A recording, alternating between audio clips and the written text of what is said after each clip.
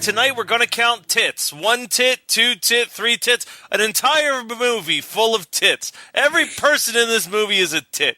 Whether we're watching an awful TV show, getting in a car and driving away from someone firing at us, or getting surprised by giant meatballs, I'm sure we're going to do those things over and over and over and over again, like a lot. So let's get ready to be hypnotized, because we're talking about 1988's The Brain on Horror Movie Night. I'm kind of disappointed that Adam doesn't love this strictly due to the fact that it's Canadian as fuck. This movie starts off with a girl being attacked by a giant brain in her bedroom while her mother watches a self-help guru named Dr. Blake on television. So, like, there's these weird tentacles that are, like, coming out of the walls, and her teddy bear starts to bleed, and she starts... That part is great. That whole part is great. Yeah, she attacks the brain with some scissors, only to discover that instead she's killed her mother, and then she kills herself. But wait, so I don't think that she attacks the brain. Is the brain in that part? Well, there's, like, the brain stems that are popping out of the wall. Yeah. Oh, those are brain stems. Okay. Yeah, she's stabbing at the tentacle things, and then she zones back in, and her room's fine, and she has stabbed her mother in the chest area, I guess? I guess, yeah. And then she kills herself by jumping out of the second-story window of a suburban house onto the front lawn of a suburban house. Okay. She commits suicide by gently breaking her ankle. So we jump to the high school and we meet James, who's a brilliant kid who pulls elaborate pranks. And we also meet his girlfriend, Janet. His most recent prank, which is sort of like putting a cherry bomb in a toilet, but it's using science to make the toilet explode. No. We're missing a couple things here. Okay. Sorry. Because the TV, okay. So first of all, I have to admit that, or not admit, but I have to gloat. I watched a VHS rip of this on YouTube, and it was the absolute best way to experience it. Because, like, it was just grainy and crappy, and the sound was all, like, garbled. You know how it happens on a VHS when you love it real hard and you watch it too much? It's like, it'll talk and then it'll slow down a little bit, and then go back up. It was so good. I watched that exact same rip. Yes. I also watched that rip, but I own it on DVD from VHS PS. It's probably the worst VHS PS transfer. I think they stopped selling it because it was so bad. Is it? Yeah. So somebody put a VHS rip on YouTube. VHS PS took the VHS rip off of YouTube and put it back on a VHS. No, they put it on DVD. Yeah. Oh, okay. Still, that's fucking funny. And then they're gonna transfer it back to a VHS and then put it on a Blu-ray, and Scream Factory is gonna release it. Dude, you know I'll buy it, and you know Matt will get 2 copies for free. Dude, I'm so excited for the day that The Brain is available on Blu-ray, but that day is never, ever going to come. So this is like a really obscure pick, and I really appreciate you picking it, because I think that... you guys kind of forced my hand on this a little bit. I told you that I had watched it for the blog, and you guys were like, holy shit, that sounds amazing, and then I sent you a picture of The Brain, and you're like, holy shit, we need to watch this. That wasn't Adam and I. That was just me. Like, I don't have any enthusiasm for anything in my life. Least of all the fucking brain.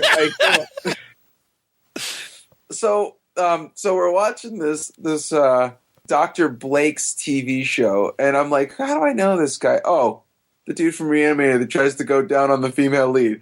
I was like, is he going to get decapitated and go down on the survivor girl in this one too? Please?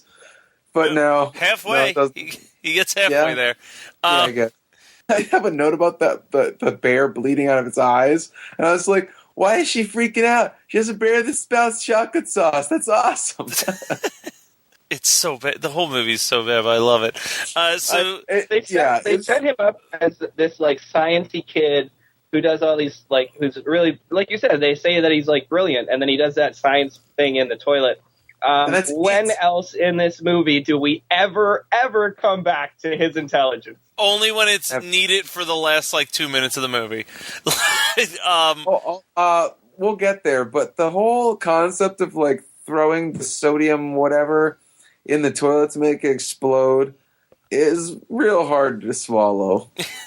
Well, that prank lands him into having to go to counseling with Dr. Blake, because apparently his TV show is just like a local show.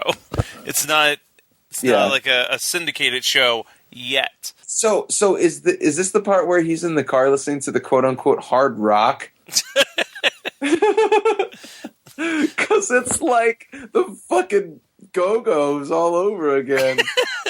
It's like so light rock, and they're like, but the person, the DJ is like, check out this hard rock, and I'm like, oh, what's it gonna sound like? Is it gonna sound like the Trick or Treat soundtrack? Nope. Sweet-ass new heavy metal track from the Go-Go's. It seriously sounds like the girl band from Summer Party Massacre too. I was like, is this in the same universe? But yeah, like he also, so when he has those little sodium balls or whatever that he throws in the toilet, he gets spooked when the faculty comes into the bathroom and throws it in the trash. Why? I thought he was supposed to be smart. That's why he has to go see Dr. Blake, and he hallucinates topless women holding apples. They decide that they're going to send him to Dr. Blake's weird facility, which looks like a factory for producing chemicals or something. I don't know why he needs this gigantic fucking place. Yeah, for a TV show. Yeah, and he encounters a bunch of other like mental patients there. One guy who's constantly talking about like, I escaped and they'll never find me, and then he immediately gets caught every time that he does that. Wait, I think that we're skipping because the joke that I was getting at was when he hallucinates the boobies, or the female assistant is holding the apple, and Dr. Blake keeps prodding him, and he's like, what do you see? What do you see? Are you sure that's what you see? And it's like, like hallucination incoming, and then he sees her top is off, and he's like, what do you see? Is it an apple? And he's like, yes. And then he's like, or is it an orange? And he's like, no, it's an apple. And he looks again, he's like, well, there's two of them.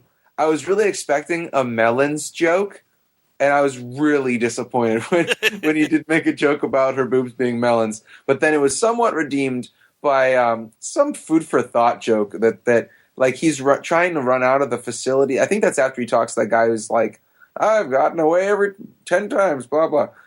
He's trying to escape the facility, and the woman, he's like hallucinating, and the woman's hallucination comes back, and says something about food for thought. It's almost okay. But then this is when we start seeing the brain scene over and over and over again, when he has these concrete headphones. Because that's what it looks like. Oh, no. I'm sorry. That's when it's supposed to be on national TV. Okay, he doesn't escape from the facility the first time. Or, no, you're right, he does. He does escape. Yeah, because and then he goes his to truck. Yeah, and which is scene one of him getting in a car, trying to start it. Somebody is behind the car shooting bullets at him, and then he starts the car and he drives away. That is going to happen 8 more fucking times before this movie is over, man. That happens so fucking many times. Well, we're skipping over when they first reveal this brain, because they reveal this brain. Oh, because then it eats the woman. Oh, that's such a great part. But it's so weird, because here's the thing that bothers me now that I've watched this twice this year. In James's hallucination, there's like that shot that they use like 1,000 fucking times of just like the zoom in of the brain's face, but the brain didn't have a face yet. Like the brain got the face after it ate the lady assistant like 2 minutes later. So I don't did James predict the face? Like, you know what? I'm just gonna go ahead and say this movie is shit for that continuity error. Yep, you know what? I loved it until you just told me that. Yep, opinion of this is completely diminished now. Yeah. And the other thing is that the brain is the size of maybe like a giant tortoise or something, and it like launches at the woman and it attacks the woman. Later on, the brain will take up an entire hallway so that it's impassable and you can't get past, can't get through. So the size of the brain is constantly like fluctuating as well. Well, it grows. I think he's getting bigger because he's eating. Yeah, he's eating people now. It's brain food. Oh! I feel like Okay, this is what happened. When they wanted to write this movie, they came up with the stupid fucking pun brain food, and then did a bunch of coke and wrote the concept of this movie. So when he flips his truck trying to get away, that's the one and only time that the brain is telekinetic. It can control the truck and like the electronics, but it doesn't do that anywhere else in the film. Are you talking about where like the steering wheel comes off and stuff like that? Yeah, and like the gas is going and the radio's going. No, I assume that was just hallucination. making him hallucinate that. Yeah. He's hallucinating the tentacles and stuff. I don't know. You guys are giving it a lot of credit. Because that's what the whole point of the opening scene was, with the girl hallucinating the tentacles and then killing her mom. Like, maybe the brain's just eating people, and that's why it's getting bigger. No. It was definitely telekinesis. Like, come on. Don't rip me one and then try and back up your bullshit. Oh, my God. Like, no, it's him that's... Once the brain gets into your brain, it can control it with hallucinations, and as it hallucinates those tentacles, and then Exactly, because then we immediately go to the diner scene where he has a ton of fucking crazy hallucinations at the diner scene, which gets him caught by the police there, right? Yeah, I think he gets chased by the sheriff and arrested at least twice in this movie. And it's only like an hour and 25 minutes. How much do you want to bet there was a scene where he stole a car and he was trying to start it, and the sheriff was behind the car shooting bullets? There's a decapitation in this movie. I was pretty excited about that. I just can't remember when it happened. We're getting close to it because the sheriff catches him and arrests him, but then Blake's assistant shows up and with an axe, right. And decapitates him with like literally not a drop of blood going anywhere. Like in one swift swing, just lobs this head off, and there is no blood anywhere. Like they were trying to make a PG-13 movie, but we're like, but we want to put tits in it. Like, it was the 80s. You could have tits in PG-13 movies. Not that many tits. Okay, well, sorry, but okay. Who was Blake's assistant? That guy looks super familiar to me. He looks like every creepy guy in every horror movie. He's every creepy assistant that has ever existed in the history of horror films. Yeah. Played like a lot of bikers. I recognize him and stuff. Maybe it's George Tyler Lebine's dad. He looks. Tyler Lebine's creepy uncle. He kind of looks like the guy from Too Many Cooks. Oh my God. He can't be the same guy, so it must be a reincarnation. Or he's immortal. I'm leaning towards immortal. An immortal ugly man. He and Clint Howard should get together and fucking talk about their problems. So the axe thing happens, and this is when like the brain starts using its hypnotic abilities, so that anyone who watches the show, he's like convincing them to murder and frame James and his girlfriend Janet for these murders. So, and this has the slowest, driest chainsaw death ever. Yeah. Awesome. Oh man, that was so fucking ridiculous. Like, take a step back, dude. Take a fucking step back. She's coming at you with the goddamn chainsaw. Like, and he just looks at her. He's like, "Hey." Okay. And this is super, super Canadian. You're right. I didn't realize that this movie was so Canadian. The reason that I recognize that guy is because I remember him from a 2002 Canadian TV show called Puppets Who Kill. That is an awesome... Oh my God. He was in a couple episodes of that, and that's where I'm recognizing him. That's oh my God. So fantastic in every single way. So one thing, when the brain is starting to like control people through the TV waves, they keep showing this shot of the brain's teeth quivering. That's not how teeth work. It really bugged me because it's like rah, rah, rah, rah, rah, and his teeth would just kind of fucking pulse outward towards the screen. I don't know. That really stuck with me. I think it's just because the puppet is shit. No, the brain is probably doing that with telekinesis. Adam, you're such a prick. Okay, so I don't know if I'm jumping super ahead right now, but the next note that I have says, James and Janet have sex in a science classroom before the brain attacks them. This is not important to the plot in any way. It's just kind of weird that it happens. No. This is straight Stephen King sex scene, because if you've read any Stephen King books, it's always like, oh, we're being chased by this supernatural evil. Better fuck. It's just, it happens it's Christine, Carrie, fucking, like, I don't, Cujo, probably. I'm pretty sure Cujo's just her and a kid. Cujo involves a woman and her son driving a car. Where's the sex scene in that? Dude, it's somebody having sex.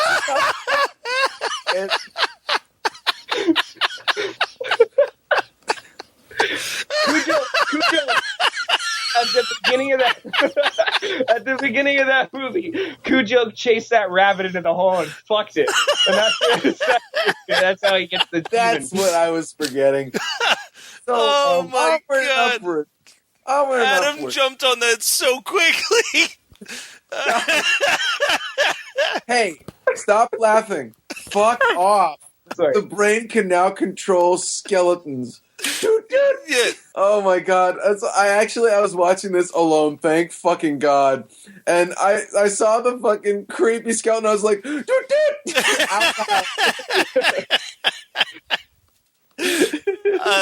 So they go back to Dr. Blake's office. Wait, one sec.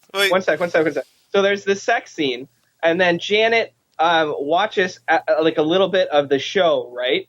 And then she is immediately like, "You're a murderer! You're a murderer!" And he's like, "Come on, you know me. Like, come on, I wouldn't do that." Blah blah blah. And I'm like, "Here's a real easy fix to this. Hey, Janet, do you remember the giant fucking brain that we saw eat our friend? Oh shit, yeah, you're right. You're not okay. I got it. I'm cured. We're like." He's oh my fucking whatever. Continue. Well, they go to Dr. Blake's office, which like half this movie is in fucking Dr. Blake's office. Like they just keep leaving it to go back over and over again. And Dr. Blake is like obsessed with the brain now, and he's got this thing that's What? So he wasn't obsessed with the fucking brain beforehand? well, no, when he created a television show, let it eat his assistant, brainwashed an entire town. He was just kind of found the brain to be peculiar before. Yeah. They should call this movie The Peculiar Brain. Well, like, there's that. It keeps cutting to the shots of the brain's thoughts, and it just keeps popping up on the screen. And I got really excited. I have a note that just says the brain is trying to sing Poison because the thing just says, "I want action." And I'm like, yeah, he does. He wants satisfaction, all right. That alien loves exclamation points. Do you remember that part? Oh, yeah. No. He's like calling people idiots and shit, and it's just like 50% exclamation points. Well, okay, so here's the thing I got super confused by, because we're getting to the end of this movie already, because it's only like 85 minutes, and like an hour of it you could probably do without. The reason we're so far into the plot is because it's all chase scenes. Yeah. It's all car scenes with nothing happening and people just looking back furtively through the rearview mirror. But we're at the best part of this movie, quite possibly, when little dipshit, what's his name, Billy James. or whatever? James, but whatever, Billy James. Billy James, okay. Yeah, he's the fifth member of Green Day. Yeah. So he punched Dr. Blake's head clean off, and I was just like, Reanimator! I was hoping that his brain was going to his head was going to be another brain, but didn't happen. But but here's the thing. He's like, see, he wasn't even real. And I'm like, you just murdered someone on TV. But like, where did he come from then? Like, where does Blake? Like, they never explain what he is. Yeah. He's like he punches his head off. Sure, that clearly means that he's not a real person, because there's no way James has the strength to punch a head clean off of a body. But like, they don't explain what was he built by the brain? Like, I don't understand what Dr. Blake is. And then he kills the brain using sodium, because we got to bring it back around to the toilet thing. And his basement is just filled with stuff. It's just packed with sodium. The basement is packed with garbage. Yeah. And then they get backed up against the wall, and the kid looks over. Boom, sodium. Yeah. Okay. And really, is there enough water in that brain to blow it up? It's like 300 pounds right now. Well, it's a meatball. It's a giant fucking meatball. Yeah. Not that I don't love this movie. He just seasoned the brain. With sodium! Needs more salt. Yes. Quite. Well, the best part in this movie to me is the final chase scene where the brain is chasing them through the warehouse because of two things. Thing number one is that you can tell it's at this point it's undeniable that the brain is just a giant prop sitting on a cart that's being pushed around. But it's made even more apparent when you see fucking feet coming into the shot. When it comes around corners, you can see the feet of the people pushing the cart in the background. Yes. And it's fantastic. I love it. It really is a movie that really wants to be something great. And it is just, they really put all of their effort into that brain prop. And that was pretty much where they stopped. I do applaud them for their effort here, and of course because they're Canadian as well. Like, bravo, guys! But it might have just been the shitty VHS YouTube rip that I was watching. But the whole time I was watching this, I was like, man, if these guys had $10 more, this would be a better movie. Like, it's so cheap the whole time. I'm like, oh, I'm so sorry, guys. I wish this was made today. If you had a Kickstarter, I'd kick in $10. Like. You need it. Like, it's so bad. It really, I mean, we talk about how, like, low budget some movies have been that we've watched, but... This might be the worst. Yeah, this may be the lowest budgeted film that we've... But I don't even care. It's so cheeky and charming. I wish that we could have traded Blood Diner's budget and the Brain's budget, because Blood Diner might actually have been a little more endearing if it had a lower budget. Yeah, it wouldn't have been so gross. Yeah, it wouldn't have been so hard to watch. And then this would be way fucking better, with just because these guys actually made a half decent, like, watchable movie. This was fun. This was like fun to watch. Yeah, Blood Diner's not fun. No, that's not enjoyable to watch. The problem with the Brain though is that, like, it needed another draft or two of a script. Like, they needed someone to sit down and read the script and be like, "Hey guys, didn't we already write a chase scene? Like, I don't understand why." Like, and they're like, "No, man, we didn't. We talked about writing a chase scene, and that happened like 7 times." This time, the car's not going to start the first time, and the person with the gun's going to get behind the car, and just as he starts it, that person's going to shoot. They're almost going to shoot it. No, Adam, I'm pretty sure we wrote that already. Like, I know that I'm the only one. Car chase guy. Look, I know I'm the only one who hasn't done any of the coke yet. I'm pretty sure that all these things that you're saying we did. Can we please just read the script once and then make some changes to it? Here, take a fucking line. Have a fucking line, guys. I don't know about this. Are you sure? You know what? You're fucking right. We need one more fucking car chase in here. Really hype it up, bring in the tension.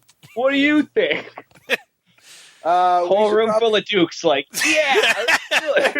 But they didn't start. They start off as Canadians. It's when they take that one sweet sniff of cocaine. They just guys, I don't know. Do you really think that we should? But that's a few too many car chase scenes.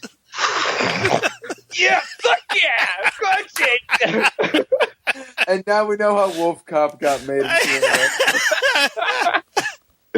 Oh, shit. So what did you guys watch this week? I have been burning my way through more Daredevil. It's so good. It's like blowing the first season out of the water. It's just awesome. Matt, you need to care about comic book TV. I know. The most recent episode of Geekscape, Jonathan basically said, he was like, I said that Daredevil Season 1 is the greatest thing that Marvel has ever created. And then they topped themselves with Season 2 of Daredevil. So he's like, that's the biggest recommendation he can give for it. Well, okay, so I haven't finished it, but I think it would be hard to beat Daredevil, or to beat the Winter Soldier, because really Captain America, Winter Soldier is, in my opinion, the best thing that they've done. But I mean, it's all relative, so it doesn't. You're also really a big Cap fanboy, though. Like, you're a big Steve Rogers fanboy. I am a humongous Captain America fanboy. It also doesn't hurt with the fact that in my life, when people don't know my name, don't know my first name, they confuse Scott with Steve. And there have been more times than I can count when people have called me Mr. Rogers because of the fucking TV show. So Steve Rogers is my alter ego name right there. So Steve Rogers, I'm Captain America without the superhero serum. But beyond that, it's just, I mean, Captain America is just a really, really great movie. I watched the season finale of Venture Brothers season 6. I can't wait to spend another 2.5 to 3 years waiting for another season. So real jacked about that. Don't ever get into Venture Brothers until the series finale. I swear to fucking God, people, just don't do it to yourself. The hiatuses on that show are just extreme. And other than that, I've been playing video games. So, but I did want to talk about. Yeah, I've been playing video games. What video have you been playing? Fucking Pac-Man? Actually, I was playing. Oh shit, what's it called? I've been playing this game called Dead Nation, which is like an overhead zombie shooter, get more guns, level up type thing. Okay. But I wanted to talk about. Have you guys seen AMC's Preacher trailer? No. Is it bad? I mean, you guys have both of you read Preacher? Enough to not be excited for the TV show. Yes, I completed. It took me like 7 years because I kept getting to issues where I'd just be like, I don't want to read this anymore. Right. It's making dramatic changes to, and right off the start, making dramatic changes. Like you could do that whole first collection as a season, and that would be fine. I mean, you get into collection 2, and somebody has sex with both a fish and an armadillo. I can't see AMC being okay with that. But right off the hop, they're making a lot of really weird, dramatic changes to it. And I mean, how are you going to do the end of that series where like he tells God, like he's in the desert having a conversation with God, and he like tells him to go fuck? Like it's like how are you going to do that on TV? They can't even say the F word on Walking Dead. How the fuck are you going to do that? Like I don't know. And it's like it was like written by Seth Rogen. What? Seth Rogen. Yeah. Like they adapted it. That's so weird. Man, it's weird all up and down, head to toe weird. But I'm gonna watch it because it's got Dominic Cooper, and it's got that guy that was in Misfits that replaced Nathan that everybody hated, and then I don't know, insert Hollywood chick B, A, or C, I don't know. So I'm gonna watch it, but man, I am fucking wary about that. I might just watch it so I can hate it every week. But yeah, that's you already have horror movie night for that. You have to have another podcast that you do where you shit talk the Preacher TV show. Yeah, I could do that. Have you guys ever watched The Strain as well? Have you ever seen that? Oh, hell no. No. That is like the show you love to hate, man. Everything about that show is god awful, but you cannot turn away from it because you're like, how are they going to top how stupid last week's episode was? It's fucking awesome to watch. So this week, Adam will be very excited because I watched episodes 2 through 6 of Ash vs. Evil Dead finally. Oh, I need to watch that. I keep forgetting. It's pretty damn good. I still think the first episode is like the highlight so far, but I like a lot of what's going on. The other thing I want to talk about is that, giving another quick shout out to Scream Factory like I did last week, they sent me a Blu-ray copy of Cherry Falls, which is coming out on Blu-ray, would be out by the time this comes out. And I haven't seen that movie in years. I bought it on a whim, and I don't think I paid very much attention when I watched it the first time, because this time that I watched it, I was fucking enthralled. That movie is awesome. Yeah. Megan and I watched it for new people. That's my wife. She doesn't like horror, but she likes Cherry Falls. We watched that, I don't know, maybe 2 years ago together, and it holds up. It's fun. It's of those late 90s slasher flicks. I think that might be one of the ones that have stood the test of time. I think it's because it's just a little bit sarcastic. Yeah, Adam, have you seen Cherry Falls? I haven't, but I can I read your Geekscape article review and stuff like that. I can see why Scott's like why Megan would like it and stuff like that. It seems it feels like a better Valentine's Day, like if it was caught like a good written one of those, like a House on Haunted Hill, Valentine's Day, urban legend, kind of in that area. Am I right? Talking like disturbing behavior because it's no disturbing behavior. No, it is 1,000 times better than disturbing behavior. No William Sadler. But yeah, it's just got that. It's one of those movies where it does the Scream thing where you can tell that it's being a satire of a slasher film, but it doesn't go so far into being a satire that it doesn't try to be scary. Like it tries to have genuine scares in it, and it tries to have good deaths and good gore and a decent plot, and like characters are like super charming. That's the thing that I really liked the most about it was that I'm watching it and I'm like, wow, all these characters are so unique and charming, which is like the opposite of disturbing behavior. Like disturbing behavior is supposed to be about a group of kids who are being transformed into being uniformed students and like these weird outlier kids that are like trying to fight against this transformation or whatever. But like all of them just seem fucking boring and dull as shit. But then you have like the kid who writes the gossip column for the school newspaper, and he's just like this weirdly eccentric, like looks like the fucking Robert Smith from The Cure and talks in like real quick social media quips. Like it's just really bizarre. The whole movie's bizarre, and the twist is bizarre, and it's got Jay Moore. Fucking Jay Moore's in it. That's a thing that happens. But yeah, go see Cherry Falls. It's definitely worth picking up on Blu-ray.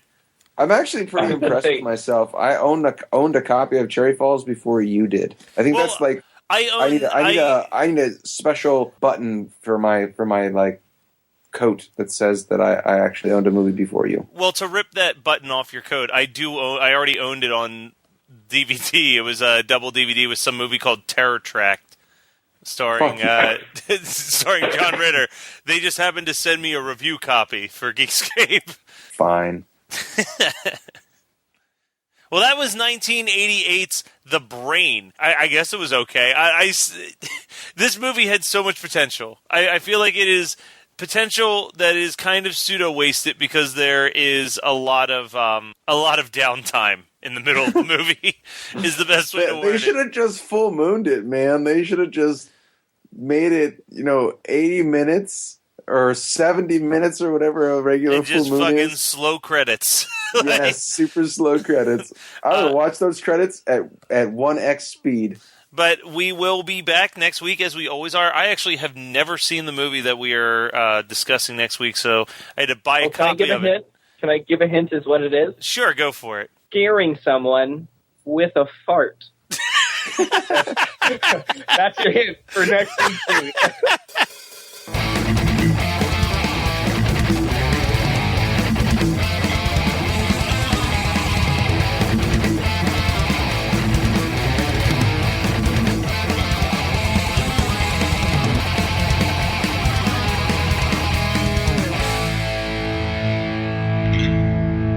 The reason I was late is because somebody had a Bluetooth speaker at work, and I kept hijacking into it and playing Touch Myself by the Divine. So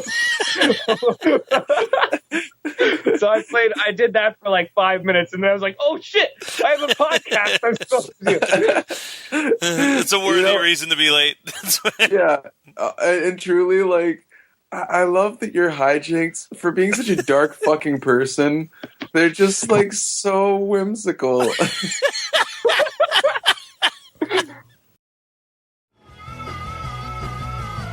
You're listening to the Geekscape Network.